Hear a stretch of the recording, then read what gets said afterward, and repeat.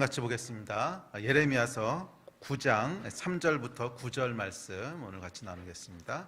예레미야서 9장 3절부터 9절 말씀입니다. 3절부터 읽습니다. 시작. 여호와의 말씀이니라. 그들이 활을 당김같이 그들의 혀를 눌려 거짓을 말하며 그들이 이 땅에서 강성하나 진실하지 아니하고 악에서 악으로 진행하며 또 나를 알지 못하느니라. 너희는 각기 이웃을 조심하며 어떤 형제든지 믿지 말라. 형제마다 완전히 속이며 이웃마다 다니며 비방함이라. 그들은 각기 이웃을 속이며 진실을 말하지 아니하며 그들의 혀로 거짓말하기를 가르치며 악을 행하기에 지치거늘 내가 사는 곳이 속이는 일 가운데 있도다. 그들은 속이는 일로 말미암아 나를 알기를 싫어하느니라. 여호와의 말씀이니라. 그러므로 만군의 여호와께서 이와 같이 말씀하시되 보라, 내가 내 딸 백성을 어떻게 처치할꼬. 그들을 녹이고 연단하리라. 그들의 혀는 죽이는 화살이라. 거짓을 말하며 입으로는 그 이웃에게 평화를 말하나 마음으로는 해를 꾸미는도다. 내가 이 일들로 말미암아 그들에게 벌하지 아니하겠으며 내 마음이 이런 나라에 보복하지 않겠느냐. 여호와의 말씀이니라. 아멘. 제가 예레미야서를 살펴보고 있습니다. 특별히 7장부터 10장까지의 내용은 예레미야의 그 12편의 예언 중에 세 번째 예언에 해당하는 부분입니다. 그래서 7장, 8장, 9장, 10장에 걸쳐서 예레미야를 통해서 하나님께서 유다 백성의 죄악에 대해서 하나씩 지적을 하십니다. 그래서 9장은 이제 그 중에 세 번째 어떤 질타하시고 말씀하시는 죄악의 그 목록이 되겠는데 9장에서 특별히 하나님께서 콕 집어서 그 질타하시고 콕 집어서 야단치시는 죄목이 있습니다. 그 죄목이 뭐냐면 거짓이에요. 거짓말하는 거, 속이는 거.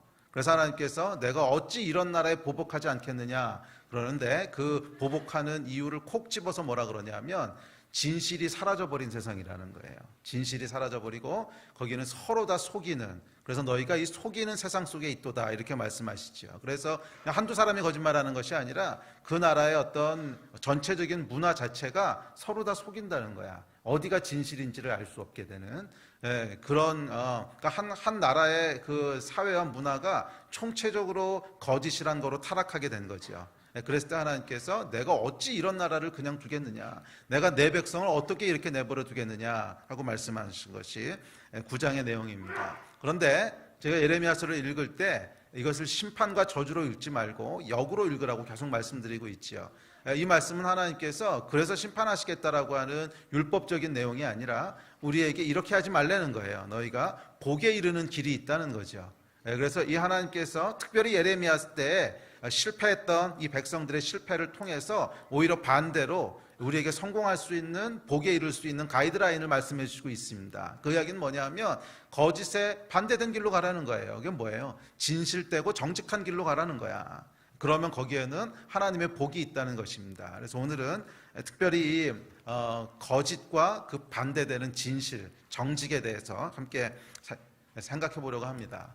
그런데 그 말씀을 묵상하면서 깨닫게 되는 게 뭐냐면 하나님께서 여러 가지 죄악에 대해서 질타하시죠. 여러 가지 죄악에 대해서 말씀하시는데 사실 여러분 성경을 자세히 읽어보면 성경뿐만 아니라 우리 삶에서도 마찬가지인데 발견하게 되는 건 뭐냐면 죄악의 목록이 그렇게 많지 않다는 거예요. 표현은 수백 가지로 할 수 있지만 그것은 이제 비슷한 말들을 계속 하는 거죠. 그러니까 예를 들면 거짓, 속이는 것, 정직하지 않은 것, 이게 다 같은 말이잖아요. 그러니까 표현은 좀 다르게 나올 수 있어도 본질적으로는 하나님이 말씀하시는 죄악의 목록이 그렇게 많지 않다는 거예요. 저는 옛날에 이 십계명이라는 걸 대할 때 조금 마음 가운데 어떤 마음이 있었냐면 겨우 이제 계명이 10개밖에 안 돼. 너무 적다는 느낌이 드는 거예요. 여러분 그런 생각 안 드세요? 하나님이 인간을 창조하신 그 창조주께서 우리에게 주시는 규례가 있는데, 어떤 법들이 있는데 사람의 법을 생각해 보십시오. 여러분 우리나라만 해도 이 법이 얼마나 디테일하고 얼마나 많은 내용들이 법전만 해도 이만하잖아요. 그런데 겨우 하나님이 주시는 그 법이 10개밖에 안 된단 말이야. 근데 그 중에 또 이 앞에 거 5개, 6개는 하나님에 대한 거고, 사람과의 관계에 대한 거는 몇 개 없어요. 뭐 살인하지 말라, 간음하지 말라, 도둑질하지 말라, 거짓말하지 말라, 이웃의 집을 탐내지 말라. 5개야 딸랑. 그 앞에 물론 부모를 공경하라는 거 있지만 하지 말라는 건 딸랑 5개밖에 없는 거예요. 그런데 제가 이 시간이 흐르면 흐를수록 또 성경 말씀을 묵상하면 묵상할수록 사실 인간의 죄악의 목록이 그렇게 많지 않다는 거예요. 사실 많지 않다는 거예요. 그 뿌리에 들어가 보면 몇 가지가 우리를 다 죄악으로 인도하고 있는 거예요. 뿌리에 들어가 보면 결국 모든 죄악들이 욕심에서 나오고 정욕에서 나오고 그 다음에 거짓말하는 것들은 자기를 보호하고 자기의 이익을 어떤 사실은 두려움에서 나오는 건데, 두려움에서 나오고 뿌리에 내려가 보면 사실은 몇 가지 안 된다는 거예요. 그 이야기는 우리에게 굉장한 소망이 됩니다. 몇 가지만 고치면 여러분도 굉장한 복을 누리실 수 있다는 거예요. 할렐루야. 수백 가지 죄악을 전부 다 하나씩 컨트롤 안 하셔도 몇 가지만 여러분들이 정말 하나님의 말씀대로 돌이키실 수 있으면 저주에서 축복으로 우리의 삶을 옮아갈 수 있다는 거예요. 아멘. 이번에 말씀을 준비하면서 특별히 10계명에 나온 그 10가지만이라도 여러분들이 정확하게 그 본래의 의미대로, 율법을 그냥 겉으로 드러나는 모양이 아니라 본래의 의미대로 10계명만 정확하게 지킬 수 있어도 우리의 삶이 엄청난 복에 이르게 될 줄로 믿습니다. 사실은 뭐 죄악이 엄청나게 많은 것 같아도 결국 따지고 들어가 보면 대충 5가지밖에 없어요. 그 안에 두려움과 욕심과 정욕과 교만과 하여간 몇 가지 없단 말이야. 이 몇 가지만 여러분들이 확실하게 잡을 수 있으면 개과천선하실 수 있습니다. 새 인생을 사실 수 있습니다. 할렐루야. 그래서 오늘은 그 중에 이 거짓이라는 것에 대해서, 거짓 또는 그 반대말인 정직 또는 진실에 대해서 함께 살펴보려고 합니다. 여러분들이 아마 이 거짓, 속이는 것 또는 정직, 진실, 이것에 대해서 별로 무게 있게 생각하지 않으셨다면 성경을 한번 쫙 찾아보십시오. 특별히 요즘은 뭐 스마트폰으로도 검색 기능이 다 있잖아요. 그래서 거짓 또는 속이는 것, 뭐 사기 또는 정직, 진실, 진리 뭐 이런 단어로 성경을 찾아보시면 여러분이 생각하는 것보다 훨씬 더 많은, 엄청나게 많은 구절이 이 이야기를 하고 있다는 걸 발견하게 됩니다. 저도 이번에 이걸 찾아보면서 사실은 좀 놀랐어요. 아니 이렇게 여러 번 말씀하셨단 말이야. 생각보다 굉장히 많이 말씀하고 계세요. 특별히 거짓말하지 말라는 거예요. 이거 사실 뭐 초딩 때 배우는 이 도덕 교과서에 나오는 얘기 같잖아요. 거짓말하지 말라. 이거 뭐 저희가 뭐 5살 10살 아이도 아니고 어른한테 대고 거짓말하지 말라 이렇게 가르치는 거 약간 너무 평범한 얘기 같고 너무 어떻게 보면은 좀 유치하고 무시당하는 것 같은데, 정말 놀라운 것은 성경에서 그 유치하고 초딩에게나 줄 것 같은 이야기를 계속 반복하고 엄청나게 여러 번 얘기한다는 거예요. 엄청나게 여러 번 얘기한다. 사실 저도 이번에 이 말씀들을 찾아보면서 조금 놀랐어요. 이렇게 여러 번 말씀하셨어? 거짓말하지 말라는 걸 이렇게 여러 번 말씀하셨어? 여러분도 스스로 성경책을 한번 찾아보십시오. 그러면 거짓말하지 말라는 것이 생각보다 훨씬 더 많이 말씀하고 있는 것을 알 수 있어요. 생각보다 훨씬 여러 번 말씀하고. 왜 그러냐면 죄 종류가 그렇게 많지 않다 그랬잖아요. 죄 종류가 그렇게 생각보다 많지 않아요. 뿌리에 들어가 보면. 근데 그 중에 굉장히 큰 덩어리 하나가 거짓에서부터 나오는 거야. 그러니까 죄를 구성하는 거에 적어도 한 4분의 1, 적어도 한 4분의 1은 될 것 같아. 많이 하면 3분의 1, 적어도 한 4분의 1. 우리가 짓는 모든 죄의 한 4분의 1 정도는 사실은 거짓과 연결된 거라는 거예요. 그러니까 우리 삶의 굉장히 많은 부분에 영향을 미치고 있는 거라는 거예요. 그래서 여러분들이 이 거짓에 대한 것만 정확하게 오늘 붙잡고 돌이킬 수 있다면 정말 삶이 달라질 수 있어요. 삶이 달라질 수 있어요.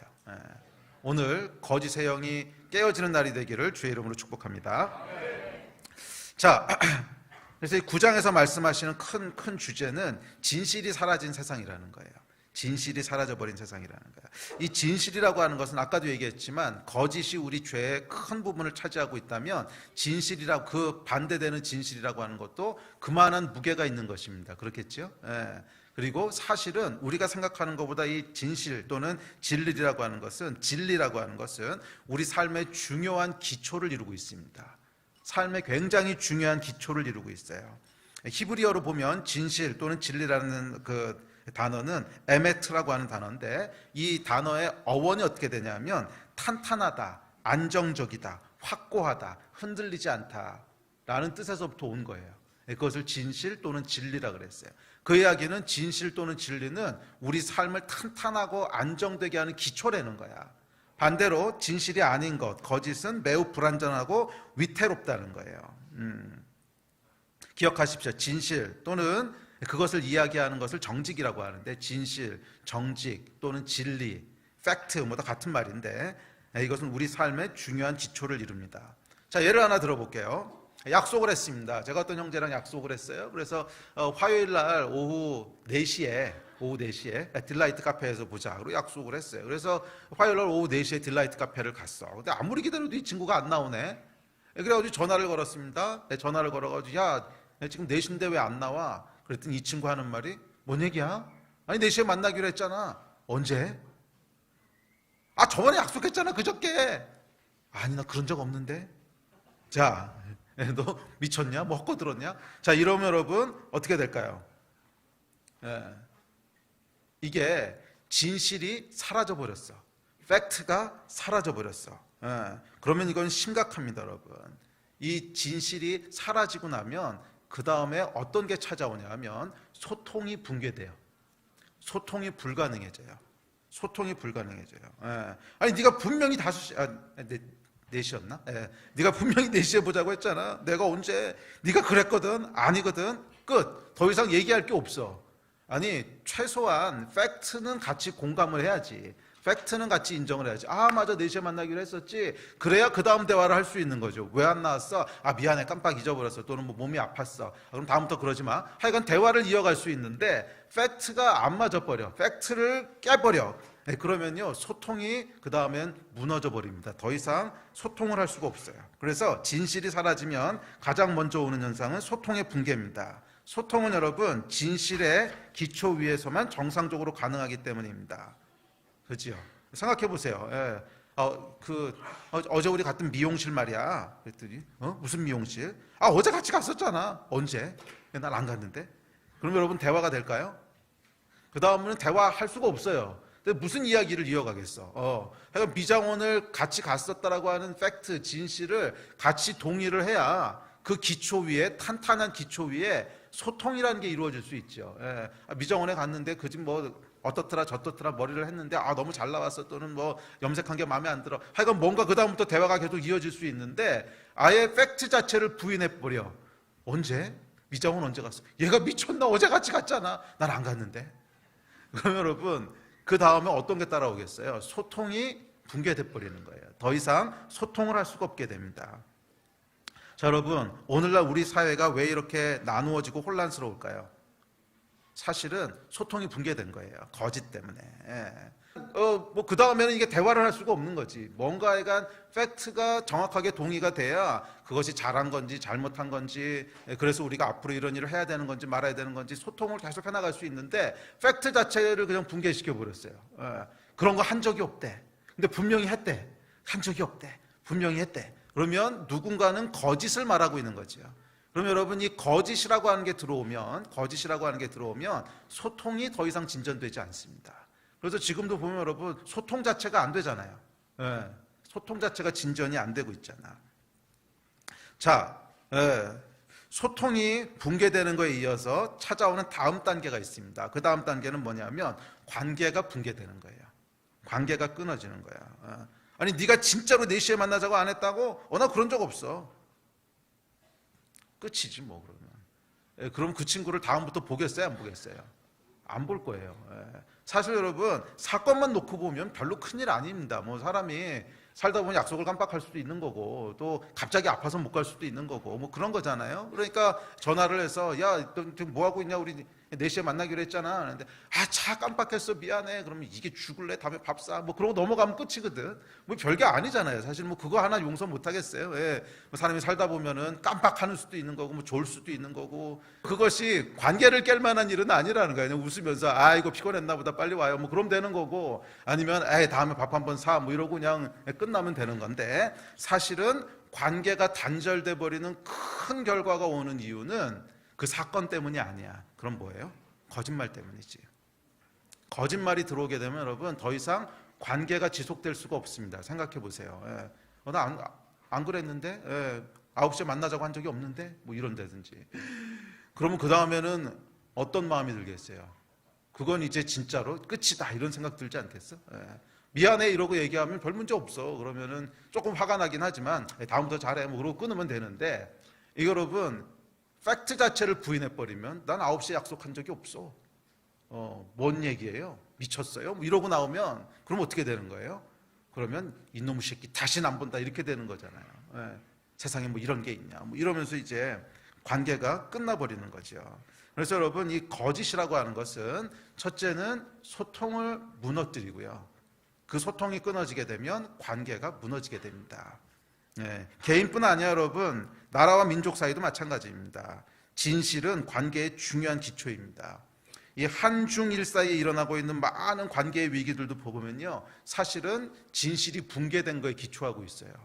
몇 년 전에 일본에 갔을 때 한 일본 자매님이었는데 일본에서 대학까지 나오시고 미국으로 가셨어요. 그래서 미국에서 미국 분하고 결혼을 하셔서 미국에 사시는 분이었는데 잠깐 일본에 오셨다가 약간 저랑 같은 차를 타게 됐어요. 그런데 갑자기 뭐 잘 아는 사이도 아닌데 자기가 한국 사람을 만나면 꼭 미안하다고 사과하고 싶은 게 있다는 거예요. 그래서 뭐냐 그랬더니 뭐 하여간 여러 가지 얘기들을 하면서 자기가 미국에 갔을 때 가장 놀랬던 게 뭐냐면 일본에서 배웠던 역사랑 미국에서 이야기하는 역사가 팩트 자체가 다르더라는 거야. 팩트 자체가 완전히 다른 얘기들을 하더라는 거야. 그래서 저희가 너무 충격이었고 놀랐다고. 그러면서 일본 사람들을 좀 불쌍히 여겨달라고 그러시면서 뭐라 그러냐면 학교에서 그렇게 배워서 어쩔 수 없다는 거야. 그러니까 여러분 뭐 중국하고 일본만 그런다고 우리는 의로운 척하고 있지 마세요. 우리도 똑같아. 한국에서는 뭐 정확하게 팩트만 가르칠 것 같으세요? 우리도 사실 밖에 나가보면 우리가 알지 못하던 역사들이 막 있을 수 있어. 여러분 이런 그 진실이 사라져버리면 결국 소통이 무너지고 관계가 깨지게 됩니다. 개인뿐만이 아니라 공동체도 나라와 나라 사이에도 마찬가지라는 거예요. 진실이라고 하는 것은 여러분 진리 또는 진실이라고 하는 것은 우리 삶의 기초를 이루는 굉장히 중요한 기초를 이루는 아주 중요한 것이에요. 그런데 생각보다 우리가 그런 것들을 굉장히 가볍게 여기고 살아간다는 거죠. 뭐 그냥 뭐 급하면 좀 둘러대기도 하고 뭐 거짓말도 뭐 이거 같다고 큰일 나겠어. 뭐 슬쩍 얘기하기도 하고 실제로는 아침에 늦잠 자다 늦어놓고서는 차가 막혔어요. 뭐 이런 거 맨날 하잖아.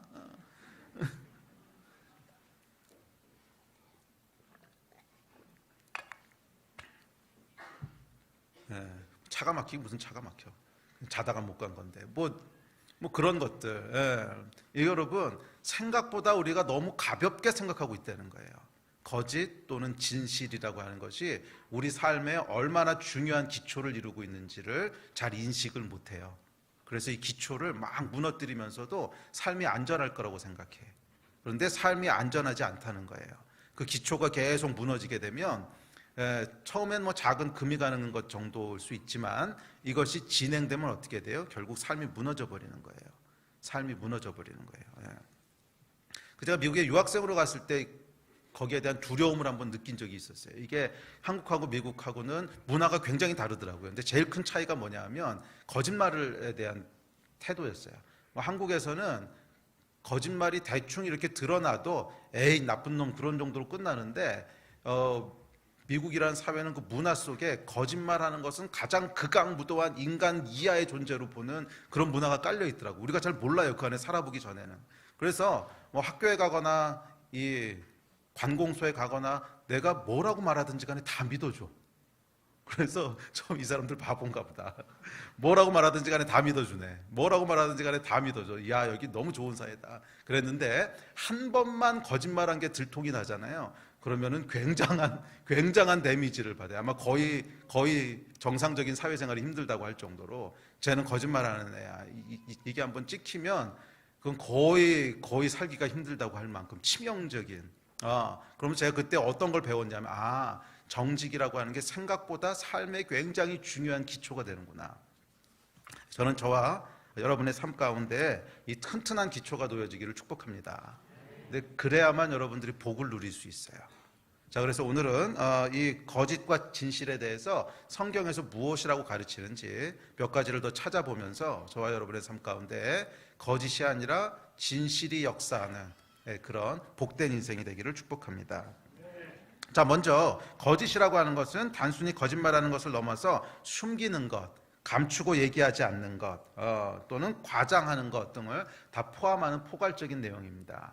반대로 진실이라고 하는 것도 마찬가지죠. 진실이란 객관적인 사실, 팩트라 그러죠. 팩트를 포함해서 정직하게 말하는 것, 정확한 정보를 주는 것, 그리고 말과 마음이 일치하는 것, 이런 것들을 다 포함하는 것이 진실이라고 하는 개념입니다.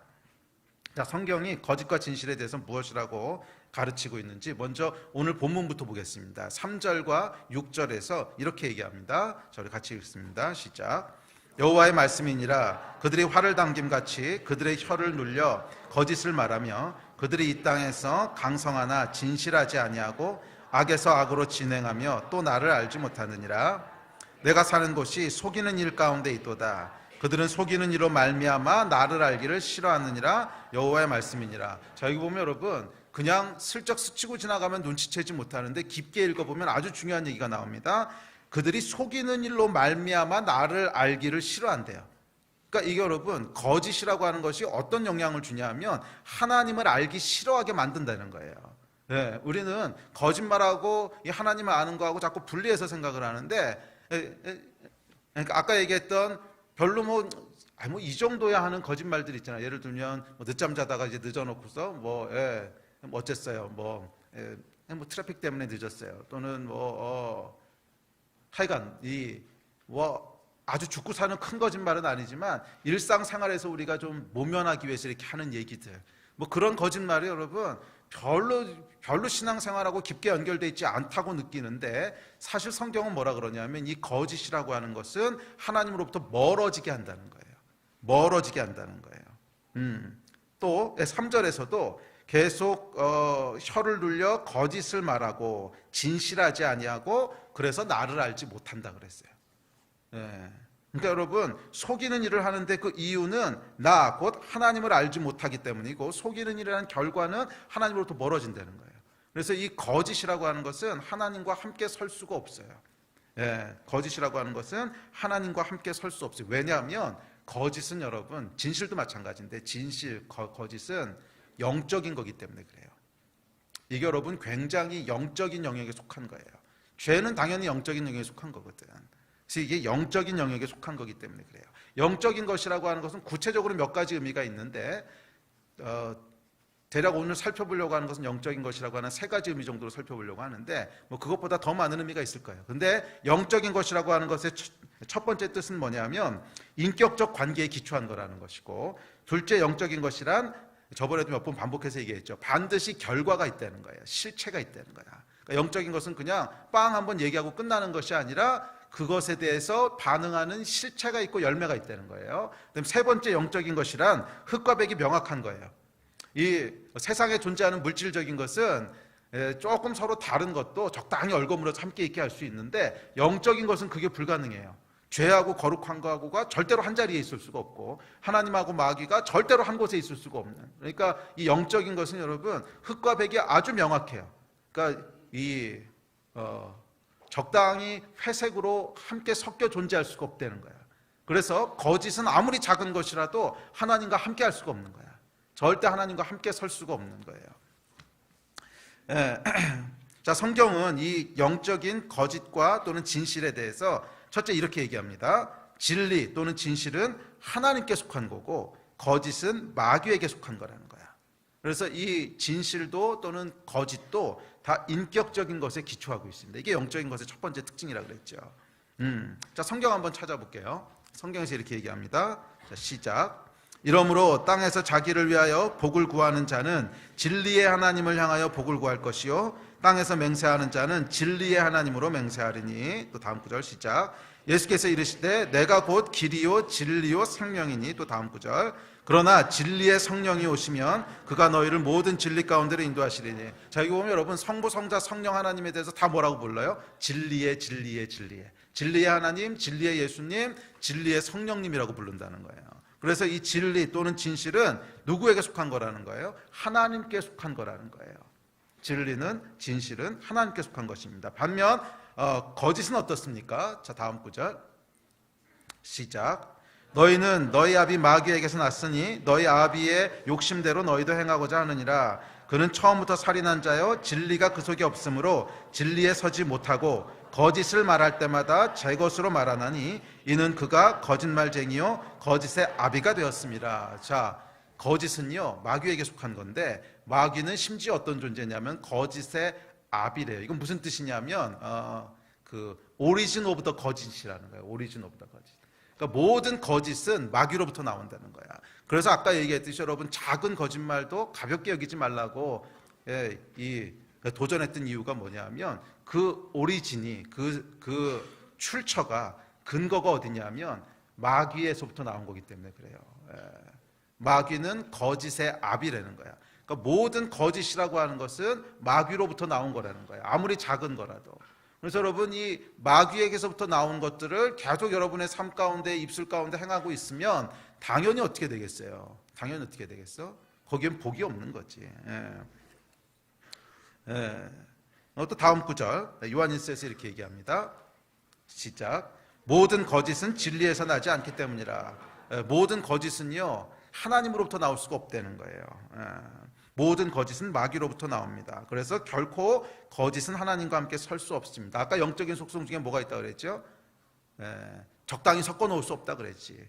영적인 것은 흑과 백이 명확해요. 마귀냐 하나님이냐, 거룩한 것이냐 죄냐, 명확하게 갈라진다는 거야. 그래서 이 거짓이라고 하는 것은 절대로 하나님과 함께 할 수가 없습니다. 절대로 하나님과 함께 할 수 없습니다. 자, 둘째, 진실과 거짓은 영이기 때문에 그것이 행해지는 곳에는 영이 역사합니다. 우리 다음 구절 같이 볼까요? 시작.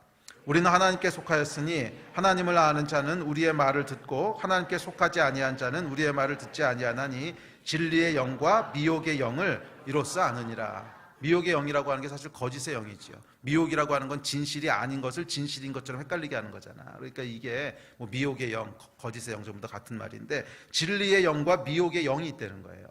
뭐 성경이 하는 얘기입니다. 진리의 영과 거짓의 영이 있다는 거야. 우리가 거짓말을 하거나 또는 진실을 외면하거나 숨길 때 그곳에는 어떤 영이 역사하겠어요? 거짓의 영이 역사하는 거지. 우리가 반대로 진실을 얘기할 때는 진리의 영이 역사하는 거지. 그래서 여러분 거짓을 이야기할 때는 이것이 영이기 때문에 거짓의 영이 우리 삶 가운데 역사한다는 거예요. 거짓의 영이 역사한다는 거예요. 거짓의 영이 역사하면 어떤 결과가 일어나냐 하면 첫째, 하나님으로부터 멀어지게 하는 거예요. 거짓의 영은 하나님으로부터 우리를 멀어지게 하는 거예요. 반대로 진리의 영은 하나님께로 우리를 가까이 가게 하는 거예요. 가까이 가게 하는 거예요. 그러면 여러분 거짓의 영이 역사하면 할수록 우리는 누구와 가까워지겠어요? 마귀와 가까워지는 거야. 좋으세요? 여러분의 삶의 아주 근거리에 마귀들이 우글우글우글 하고 있다고 생각해봐요. 우리가 영적인 게 눈에 보이진 않지만 눈을 들어서 만약 볼 수 있다면 마귀가요 앞에도 있고 뒤에도 있고 옆에도 있고 밑에도 있고 뭐 집안 부엌에도 있고 저기 화장실에도 있고 마귀들이 드글드글 하고 있다고 생각을 해봐. 삶이 어떨까. 그런데 그렇게 자초하는 게 뭐라는 거예요? 거짓의 영을 계속 불러들인다는 거야. 왜? 거짓말을 하니까. 또 그 거짓에 내 삶을 노출시킨다는 거예요.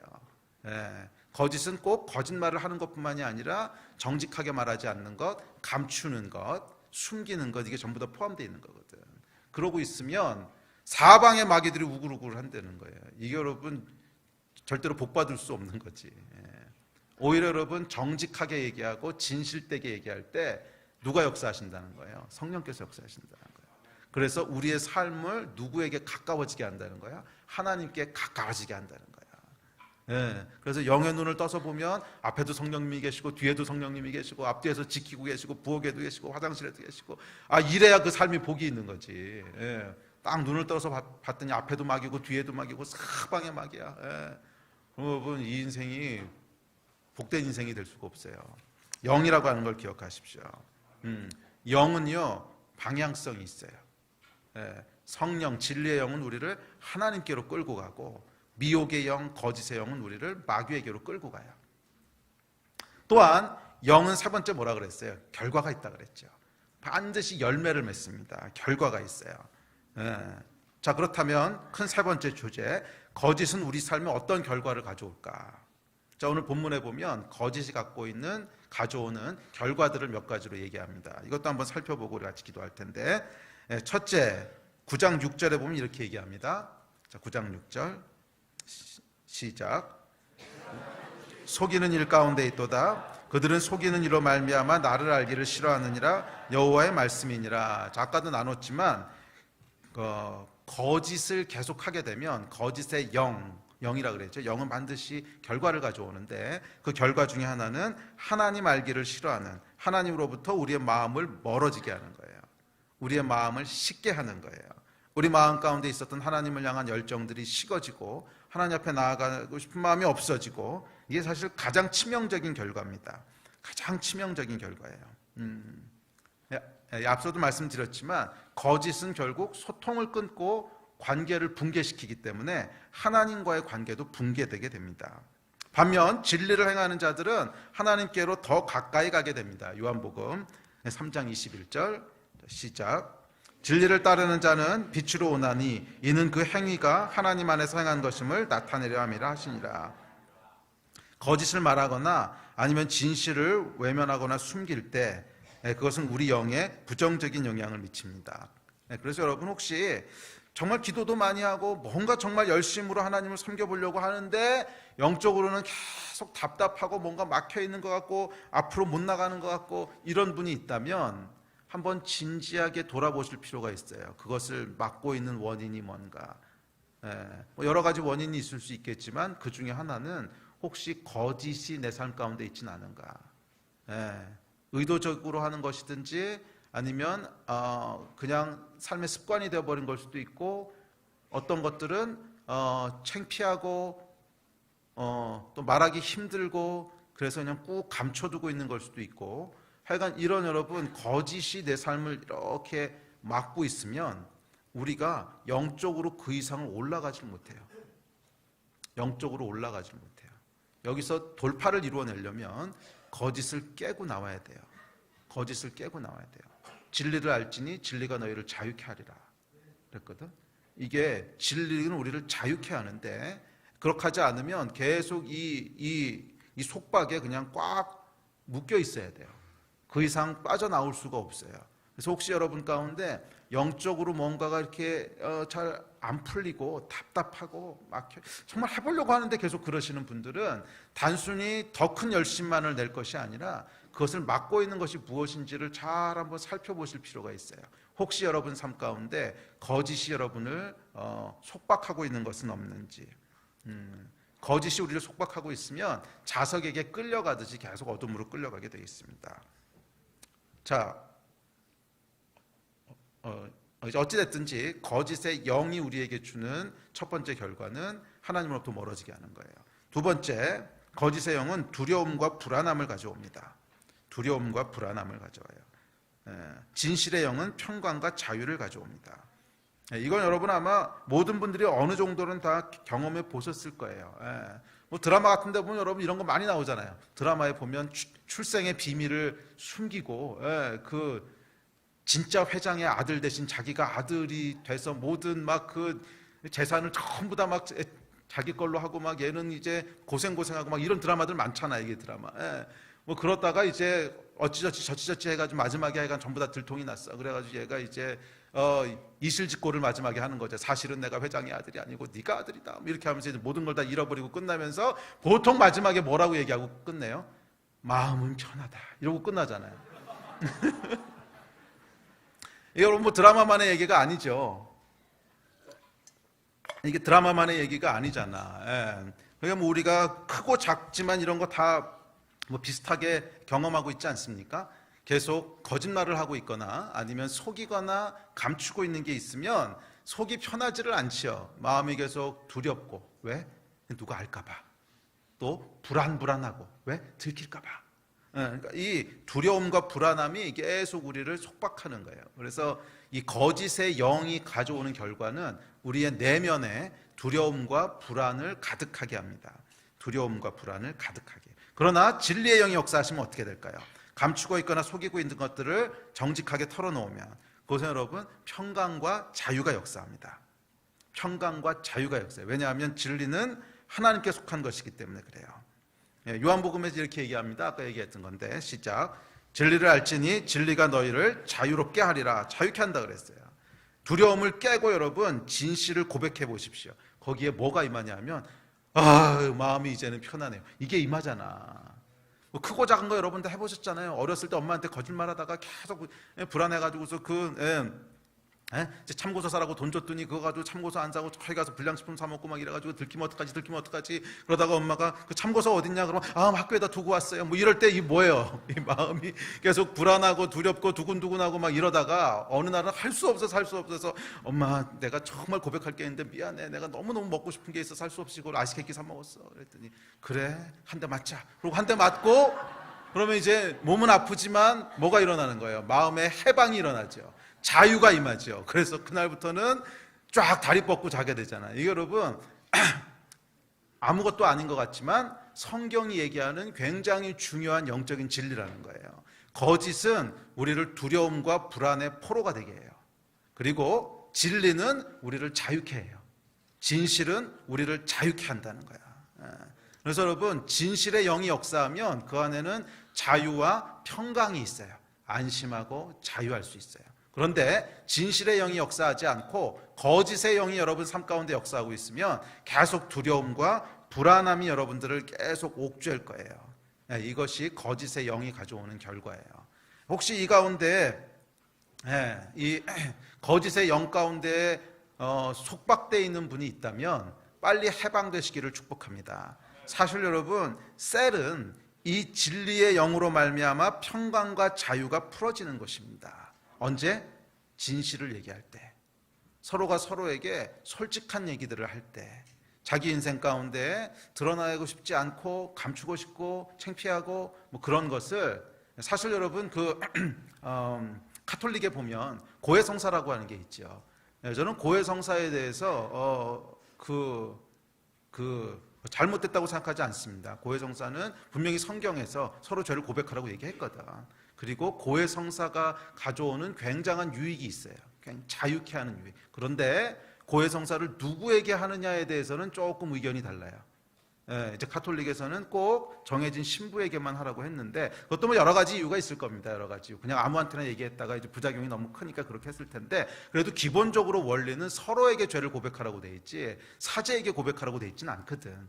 그래서 사실은 저희는 고해성사라고 하는 그 취지 자체를 없애버린 게 아니에요. 그런 제도 자체를 더 성경적으로 만들려고 한 거지. 그래서 뭐예요? 소그룹을 통해서 셀 모임을 통해서 형제가 형제에게 자매가 자매에게 자기 안에 있는 것들을 정직하게 고백하고 그것들을 서로 축복해 줄 때 거기에 뭐가 임한다는 거예요? 자유가 임한다는 거예요. 거기에 자유와 해방이 임한다는 거예요. 저는 여러분들이 셀에서 이것들을 경험해 보셨으면 좋겠어요. 그렇지 않고 계속 얼굴에 뭐 이렇게 가리고 아주 할 말만 딱 하는 신사숙녀 여러분, 어느 정도 이상은 절대 들어가지 않고 꼭 해야 될 말들만 점잖게 하는 모임에는 여러분 파워가 없어요. 거기에는 파워가 나타나지 않아요. 이건 진짜예요. 참된 파워는 어디서부터 나타나냐면 거짓의 영이 깨질 때 거기서 파워가 나타나기 시작해요. 이것은 제가 이제 뭐 목회하면서 이런 셀 모임 할 수 있는 기회는 많지 않았지만 평신도 때 셀 모임을 하고 셀 리더를 하면서 정말 많이 경험했던 거예요. 정말 많이. 그 안에 있던 죄들을 고백할 때, 특별히 오랫동안 감춰왔던 자기의 어떤 치부 또는 뭐 말하기 싫은 어떤 과거의 경험들, 그런 것들을 형제자매를 신뢰하는 가운데 오픈했을 때 거기에 놀라운 자유와 치유가 임했던 것을 정말 많이 경험했어요. 네. 네. 물론 어떤 것들은 뭐 셀에 있는 형제 중에 아주 미성숙한 사람이 있어서 고백하기 어려운 것들도 있습니다. 그런 건 좀 지혜롭게 하셔야 돼요. 그랬을 때는 어떻게 할 수 있겠어요? 셀 리더와 먼저 얘기할 수 있겠죠. 셀 리더와 먼저 이런 것들을 얘기하고 이것을 셀에서 오픈하는 게 좋을지 안 좋을지를 함께 결정할 수 있을 거예요. 왜냐하면 아직 초신자거나 아직 예수 안 믿는 분들이 들어와 있다가 그 얘기를 듣고 시험에 들 수가 있거든. 그런 건 우리가 지혜롭게 해야 되지만 그럼에도 불구하고 셀은 여러분 거짓을 깨는 곳이 돼야 돼요. 계속 감추고 있는 곳이 되면 안 돼요. 지혜롭게 할 필요는 있지만 그럼에도 우리 안에 있는 것들을 계속 정직하게 얘기할 때, 솔직하게 얘기할 때 그 안에 자유와 평강이 부어지는 진리의 영이 역사하는, 성령이 역사하는, 진리의 영이 성령이잖아. 성령이 역사하는 파워가 있어요. 셀이 여러분 가운데 이것을 경험하는 장소가 되기를 축복합니다. 근데 그렇지 않고 계속 그냥 점잖게만 모임을 하잖아. 그러면 사교 모임이랑 별로 다를 게 없어. 별로 사교 모임이랑 다를 게 없어. 저희가 이제 셀 모임을 하면서 특별히 말씀을 가지고 지금 셀 모임 하자고 하는데, 이 말씀을 가지고 셀 모임 하자는 취지는 뭐냐면 말씀에 대한 지식을 더 많이 갖자는 뜻이 아닙니다. 지식은 그냥 교만하게 할 뿐이에요.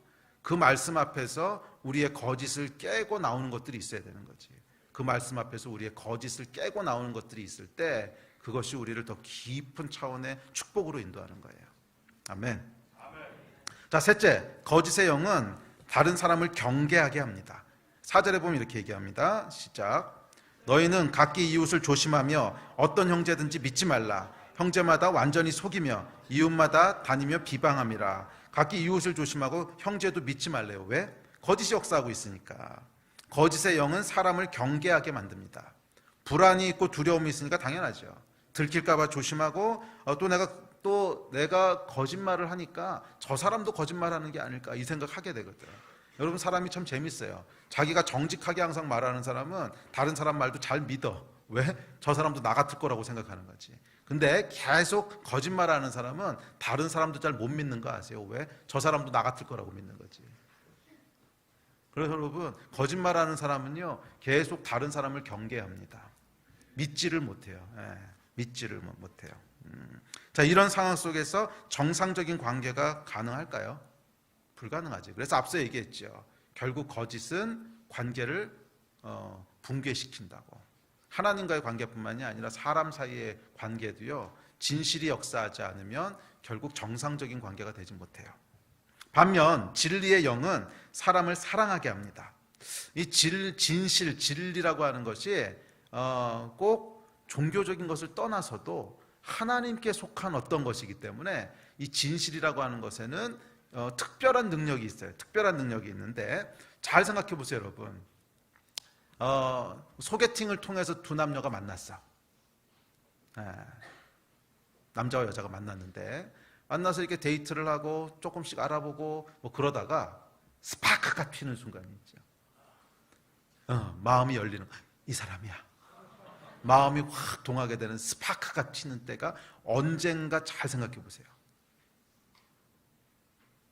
마음을 열었을 때거든. 마음을 열었을 때 스파크가 튀잖아. 마음을 연다는 게 뭐예요? 참 말하기 힘들었던 어떤 얘기를 나한테 얘기해 줬을 때, 저거는 참 숨기고 싶었을 텐데 그런 얘기들을 나한테 해줬을 때, 그때 스파크가 튀면서 이 사람이야 이렇게 되는 거잖아. 잘 생각해 보세요. 잘 생각해 보세요. 언제 관계에 스파크가 일어나는지. 거의 대부분 그때 일어나요. 마음을 열었을 때. 뭐 아무리 나한테 잘해주고 음식도 맛있는 거 사주고 뭐 진짜 나를 공주님처럼 대해줘도 마음의 스파크가, 좋은 사람인 건 맞는 것 같아. 근데 마음의 스파크가 아니라 왜? 뭔 생각을 하는 사람인지 잘 모르겠어. 이때는 여러분 마음의 스파크가 아니잖아. 뭔 생각을 하는 사람인지 모르겠어요. 이게 뭐예요? 거짓이거든. 숨기고 있는 거거든. 근데 언제 스파크가 일어요? 이 거짓의 영이 싹 거치고 진실의 영이 역사할 때.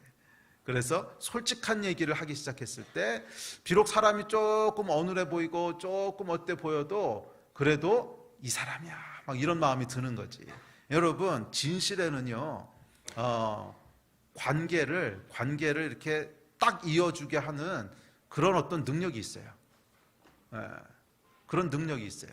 제가 사역을 하면서 많은 사람들을 만나서 같이 동역을 하고, 특별히 중동 쪽에 가면 하여간 같이 일하는 사람들이 많습니다. 현지 목사님부터 시작을 해서 뭐 선교사님들 많은 사람들과 이제 커넥트를 하고 일하는데, 일할 때 여러분 제가 정말 한 번도 예외 없이 공통적으로 경험하는 게 있습니다. 언제 마음과 마음이 연결되는 관계가 생기는가, 언제 마음과 마음이 연결되는가 하는 걸 보면 항상 동일해요.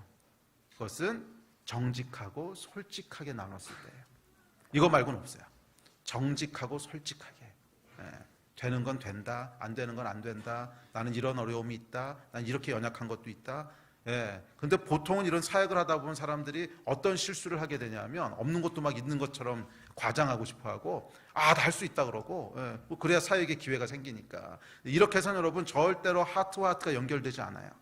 그런데 항상 보면 그냥 정직하게, 그건 내가 못하는 겁니다, 난 그런 부분이 연약합니다, 또는 그건 내가 여기까지 할 수 있습니다, 또는 내 안에 있는 어떤 하나님이 주신 감동들, 하여간 이것을 감추지 않고 과장하지 않고 거짓말하지 않고 솔직하게 꺼냈을 때 항상 뭐가 일어나냐면 성령께서 역사를 하세요. 참 신기해요. 항상 정직하게 얘기했을 때 성령께서 역사를 하세요. 그래서 우리 마음에 스파크가 팍 일어나게 하세요. 정말 한 번도 예외가 없었어요. 여러분, 진실, 정직에는 여러분이 생각하는 것하고는 전혀 다른 차원의, 정말 전혀 다른 차원의 능력이 있어요. 우리는 그거를 인식을 못하고 있어. 그 능력은 뭐냐면 마음과 마음이 연결되는 관계를 만들어주는 거예요. 거짓은 사람을 경계하고 두려워하게 만들고, 진실은요 사람의 마음과 마음을 서로 연결시켜줘요. 이게 굉장히 놀라운 능력이에요. 그러면 여러분이 지금 누리고 계신 삶의 어떤 관계들이 달라지기를 원하신다면 거짓을 깨셔야 돼요. 거짓을 깨셔야 돼요. 그래도 목사님 부담되는데요. 뭐 부담되면 그냥 그렇게 사세요. 뭐 어떻겠어. 그럼 복이 없는 거지 뭐. 그런데 변화되기를 원한다면 거짓, 감추는 것들을 부수는 작업들을 하셔야 돼요. 그렇지 않고 계속 여러분들의 포장되고 만들어진 모습만을 사람들에게 보여주기 원하는, 이게 다 두려움 때문에 그런 거거든. 이걸 보여주면 난 용납받지 못할 거야. 이걸 보여주면 사람들이 날 이상한 사람으로 볼 거야. 이 두려움이 계속 나를 이렇게 옥죄고 있는 거거든. 여기 포로가 돼 있으면 삶이 풍성해질 수가 없어요. 절대로 마음과 마음이 연결될 수가 없어요. 여러분, 마음과 마음이 연결되는 삶의 복을 누리시기 원하신다면 여러분에 있는 연약함들을 정직하게 드러낼 줄 아셔야 돼요. 두려워할 필요 없어요. 어차피 하나님이 여러분 다 보호하세요. 이미 하나님께서는 여러분의 모든 연약함에도 불구하고 그 아들 예수 그리스도를 주셨어요. 이 믿음 가운데 그냥 솔직하게 여러분들의 연약한 연약한 대로, 잘하는 건 잘하는 대로 그냥 그대로 드러내는 것들을 계속 여러분 삶에서 실천해 나가셔야 돼요. 이걸 하지 않으면 마음과 마음이 연결되는 관계는 절대로 안 생겨요. 오랫동안 시간을 함께 보냈는데도 관계가 잘 진전이 안 되는 분들은 보면 어떤 특징들이 있냐면 다 이것을 잘 포장해 가지고 계세요. 그래서 그 안으로는 들어갈 수가 없어. 잘 포장이 돼 있어. 이거는 스파크가 일어날 수가 없어요. 스파크가 일어나려면 전기선이 말이에요, 여러분. 전기선에 보면 밖에 피복이 있죠. 이 피복으로 잘 포장돼 있을 땐 절대 스파크가 안 일어나요. 그러면 피복이 벗겨져서 맨살이 드러나고 구리가 드러나고, 이것이 서로가 이렇게 탁 닿을 때 팍 스파크가 일어나는 거지. 이거 장난치지 마세요. 불납니다. 이제 그때 스파크가 일어나는 거지, 피복으로 잘 쌓여 있을 때는 아무리 갖다 대도 아무것도 안 일어나. 우리 삶이 여러분 그래요. 거짓과 감추는, 포장되는, 그걸로 잘 포장돼 있어서는 절대로 마음과 마음이 연결되는 스파크는 안 일어나요. 오랜 시간을 보냈다고 되는 게 아니에요. 마음에 있는 것들을 드러내는 것들을 할 줄 아셔야 돼요. 연약함들을 드러내는 것들을 할 줄 아셔야 돼요. 사실 여러분, 우리가 연약함을 드러내지 않는 이유는 사람들로부터 인정받고 싶은 거거든. 존경받고 싶은 건데 이게 참 바보 같아요. 진짜 영적인 존경은 언제 나오냐면 연약함을 드러내는 용기를 보고 사람들이 존경하는 거거든. 그렇죠.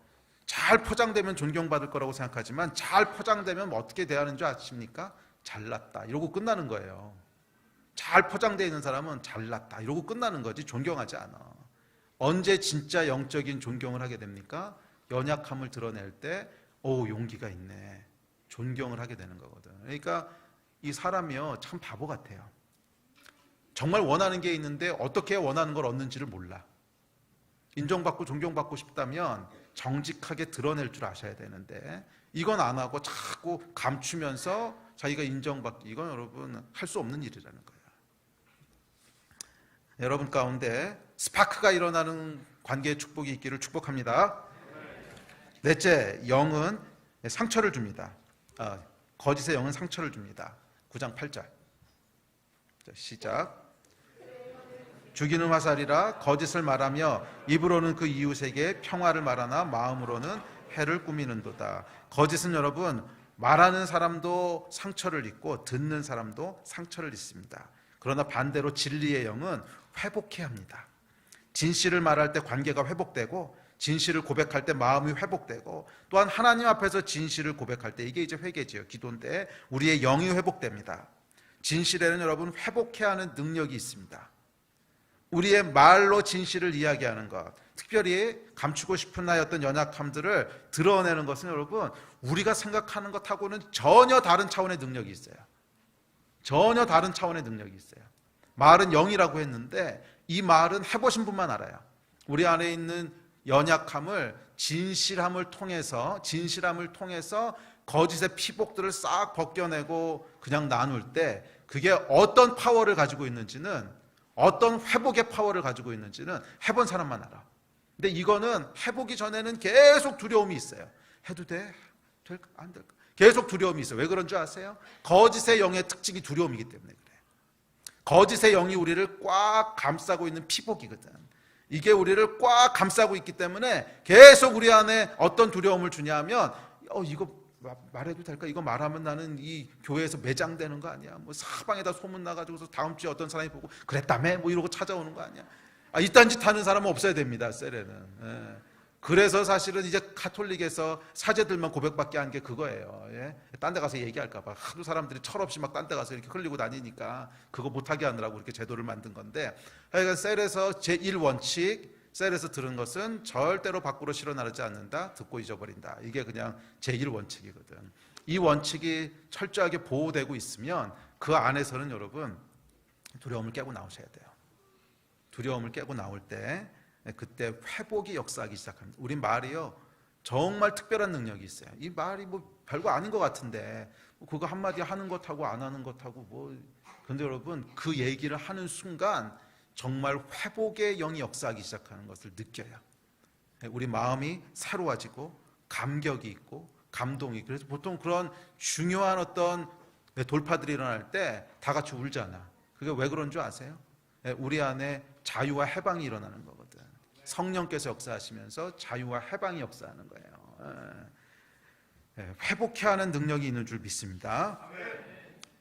자, 다섯 번째 9장 3절입니다. 시작. 여호와의 말씀이니라 그들이 화를 당긴 같이 그들의 혀를 눌려 거짓을 말하며 그들이 이 땅에서 장성하나 진실하지 아니하고 악에서 악으로 진행하며 또 나를 알지 못하느니라. 거짓은 여러분 악에서 악으로 진행되는 특징이 있습니다.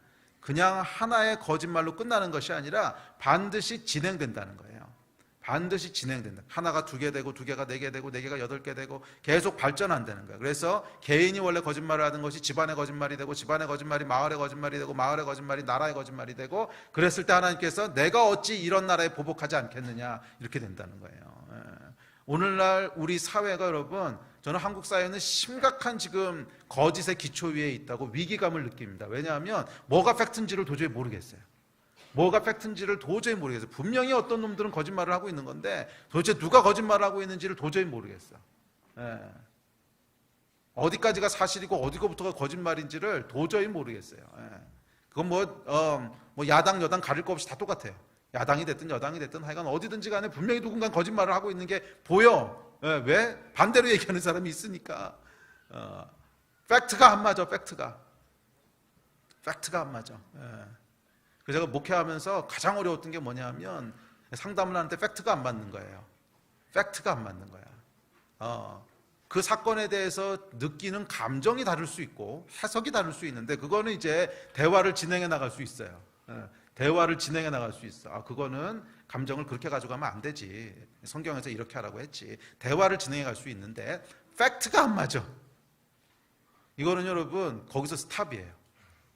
거기서 한 발자국도 뭘 진행할 수가 없어요. 팩트가 안 맞는데 한 발자국도 진행이 안 되고 그 다음에 관계도 그냥 끝나버려요. 더 이상 관계도 진전이 안 돼요. 이게 여러분 거짓은 참 무서워요. 정말 무서워요. 거짓이 들어오면 소통도 끝나고 관계도 끝나버려요. 근데 지금 나라가 총체적으로 그런 상태예요. 왜? 거짓은 계속 발전하기 때문에 그래요. 계속.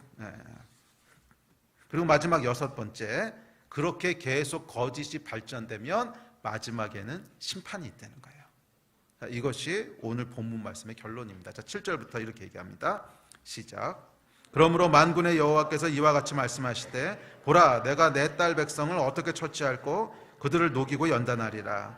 그들의 혀는 죽이는 화살이라. 거짓을 말하며 입으로는 그 이웃에게 평화를 말하나 마음으로는 해를 꾸미는도다.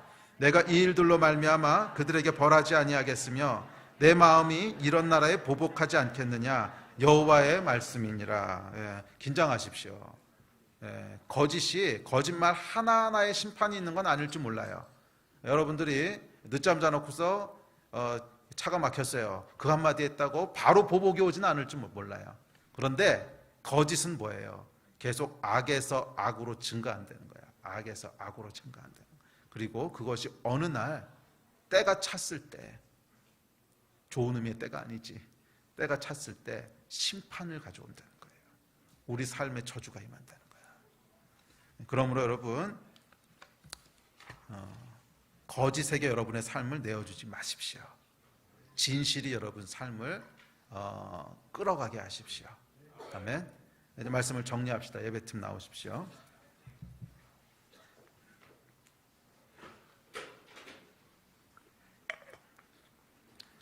우리 삶의 기초는 여러분 진실이 돼야 됩니다.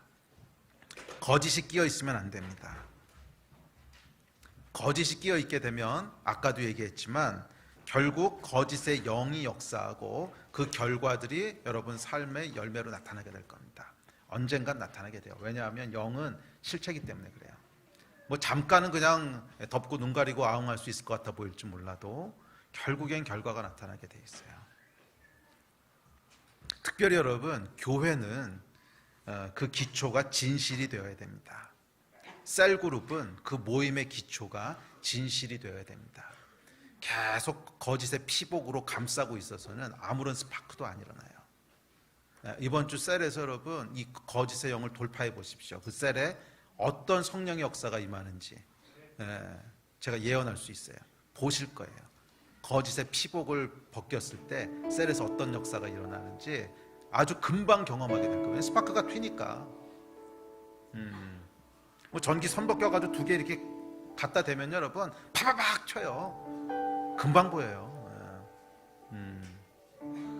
거짓의 영을 여러분 깨시고 거짓의 속박을 끊으시고 그 안에 진리의 영, 성령의 영, 진실의 영이 역사하는 삶이 되도록 해보십시오. 그것은 여러분의 선택이에요. 어떤 영이 내 가운데 역사할 것이고 어떤 영이 우리 소그룹 가운데 역사할 것인지는 각 사람의 선택이에요. 그런데 그 선택에는 결국 그 선택에 따르는 결과들이 주어지게 될 겁니다. 여러분 어떤 삶을 원하십니까? 마음과 마음이 연결되는 코이노니아 원하시지 않으세요? 회복이 있는 모임들을 원하지 않으세요? 자유와 평강이 역사하는 그거 원하지 않으세요? 그렇다면 여러분 2019년 한 해 동안 거짓의 영들을 몰아내십시오. 아무리 작은 거라도 정직하게 얘기합시다. 또 우리의 연약함을 드러내는 것을 망설이거나 두려워하지 맙시다. 괜히 연약함 감추겠다고 이게 사실 여러분 타조하고 똑같아. 타조가 막 달려가서 이 짐승이 쫓아오면 머리만 동굴에다 집어박은 다음에 숨었다 그런다며요. 그런다고 숨나? 여러분 사실은 참 재밌는 일인데 어떤 진짜로 막 감추고 싶은 그런 연약함, 부끄러움 막 이런 게 있어서 억지로 자기가 감추고 있잖아요. 잠깐은 사람들이 몰라요. 그런데 교회에서 여러분 한 1년, 2년, 3년, 4년 셀에서 함께 있다 보면 주변 사람들이 결국은 다 알아. 얘기 안 한다고 모르는 게 아니야. 뭐 디테일은 모를지 몰라도 분명히 이런 게 있구나. 다 알아. 근데 자기만 모른다고 생각해. 얼마나 바보 같은지. 연약함을 얘기 안 한다고 여러분 연약한 걸 모르겠어요? 연약한데. 연약함은 감출 게 아니라 정말 강해져야 연약함이 없어지는 거지. 연약함이 있는데 계속 포장만 해서 감추고 있으면 연약한 걸 모르겠냐고. 연약한데. 참 바보 같은 일이에요. 계속 자기를 감추고 괜찮다고 생각을 하는데 안 괜찮다는 거야. 어차피 사람들은 다 알고, 어차피 다 알아요. 어차피 다 알고 거기에 더불어서 두려움과 불안함의 포로가 되고. 이거 얼마나 바보 같아. 이건 여러분 빛 가운데로 드러내야 돼요. 정직하고 또 솔직하고 겸손하게. 그랬을 때 우리 삶 가운데 주어지는 놀라운 회복의 축복들이 있을 거예요. 정말 여러분의 상상을 훌쩍 뛰어넘는 축복이 있을 거예요. 이 은혜의 역사가 여러분 가운데 있게 되기를 주의 이름으로 축복합니다. 여러분 조심하셔야 될 것은 여러분 셀에 아직 충분히 영적으로 성숙하지 않은 분이 있다는 생각이 드시면 거기서 먼저 시작하지는 마세요. 셀 리더나 아니면 인턴이나 한 믿을 만한 2-3명과 함께 먼저 시작하세요. 잠깐 시간 좀 내주실 수 있어요. 내가 참 어려운 게 있어서 그런데. 그러고 그 얘기들을 먼저 나누시고 그리고 거기서 지혜롭게 시작하세요. 괜히 그냥 빵하고 터뜨렸다가 나중에 감당 못해가지고 뭐 딴 교회 가시고 막 이러지 말고 지혜롭게 하세요. 지혜롭게 하시지만 하여간 이것을 돌파하셔야 돼요. 셀에서 이것들이 돌파가 되셔야 돼요. 그랬을 때 2019년이 여러분의 해가 될 줄 믿습니다.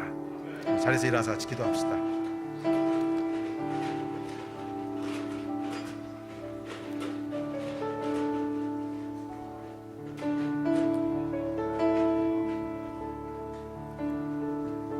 제가 2019년도에 결단했던 게 뭐냐면